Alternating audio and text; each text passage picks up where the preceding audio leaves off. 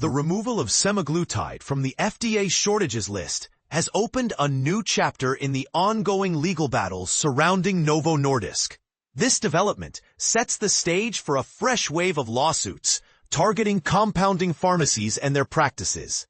The battle for semaglutide, a legal saga unfolds. Semaglutide, a drug widely recognized for its weight loss benefits, has been at the center of attention since 2022. After 3 years on the FDA's national shortages list, the agency announced its decision to remove semaglutide on February 21, 2025. This move has sparked a legal controversy, with Novo Nordisk, the manufacturer of Ozempic and Wegovy, taking action against pharmacies and clinics compounding and selling semaglutide. The rise of compounded semaglutide. Originally approved as a type 2 diabetes medication, Ozempic's unexpected side effect of appetite loss led to its popularity for weight loss. The subsequent surge in demand resulted in Ozempic and Wegovy being added to the FDA's shortages list in 2022. During this period, compounding pharmacies across the U.S. began producing semaglutide, leading to a 442% increase in fills between January 2021 and December 2023. Novo Nordisk expressed concerns about the rise in compounding, arguing that these products carry higher risks of side effects. However, it's unclear if compounding impacted Novo Nordisk's sales, as most patients using compounded semaglutide were not eligible for insurance coverage, and Ozempic's price was prohibitively high. Novo Nordisk's legal offensive. Novo Nordisk has filed trademark infringement and false advertising lawsuits against over 120 compounding pharmacies and weight loss clinics. To protect a drug's name, logo, or symbol, one must register a federal trademark with the FDA's Division of Medication Error Prevention and Analysis, DMEPA. DMEPA ensures the name is not already trademarked and is not misleading regarding the drug's use. Novo Nordisk alleges trademark infringement and false advertising, claiming that clinics using the Ozempic or Wegovy marks make statements like, "Semaglutide is FDA approved," or "compounded semaglutide achieves the same results as Ozempic or Wegovy." To succeed in a false advertising claim under the Lanham Act, plaintiffs must prove the claims are literally false or misleading to the public. Most Novo Nordisk cases have resulted in quick settlements, with consent judgments limiting defendants' advertising but not their ability to sell compounded semaglutide. Testing the waters of legal interpretation. Some pharmacies and clinics are pushing back, potentially setting a precedent for interpreting the Lanham Act and the Federal Food, Drug, and Cosmetics Act in the context of telehealth, online prescriptions, and compounding. How these cases are decided could significantly impact the future of false advertising claims.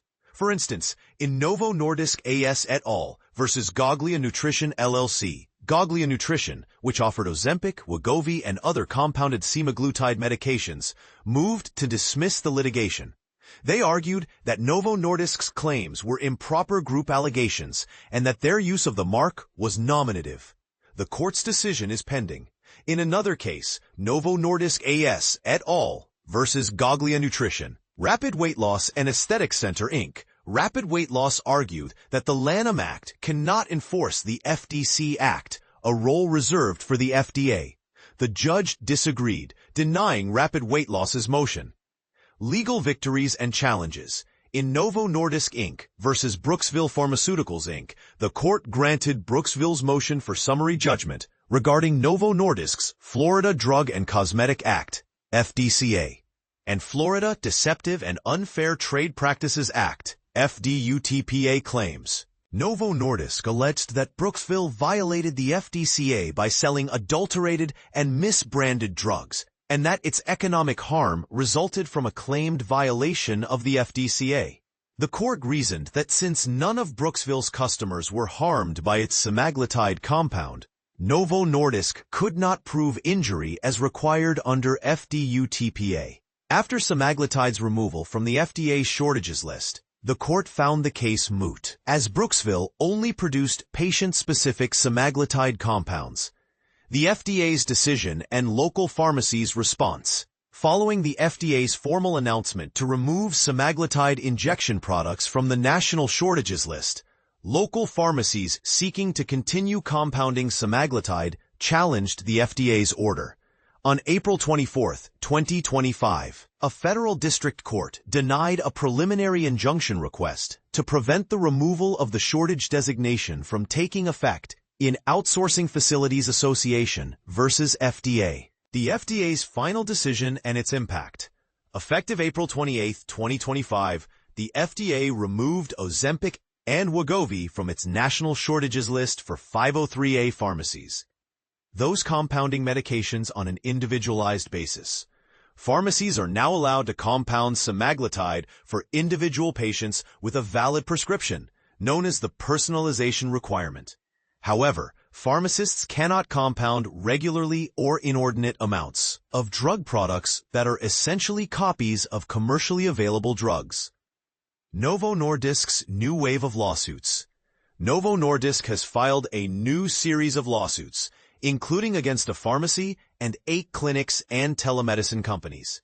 One suit alleges patent infringement, while others claim Lanham Act violations for trademark infringement and false advertising, focusing on the misappropriation of Ozempic and Wegovy trademarks, FDA approval of semaglutide, and lack of substantiation of advertised results. A new claim for personalization of semaglutide alleges that internet companies, not pharmacies, are distributing bulk medication from compounding pharmacies.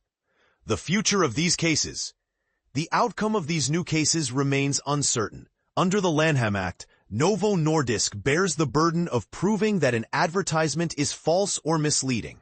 This stands in contrast to claims by the Federal Trade Commission or the National Advertising Division, where the advertiser must substantiate their statements.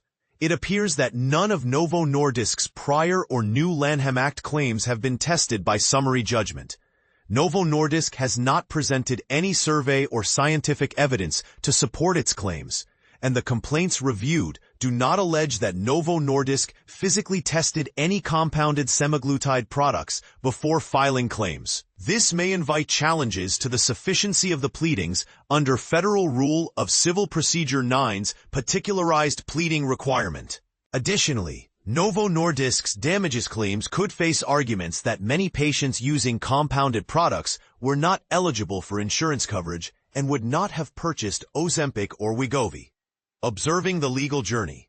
It will be intriguing to witness how these cases unfold, and whether the courts ultimately address the substantive legal issues. The legal battle surrounding semaglutide and Novo Nordisk's actions against compounding pharmacies showcase the complexities of intellectual property, drug regulation, and the evolving landscape of healthcare.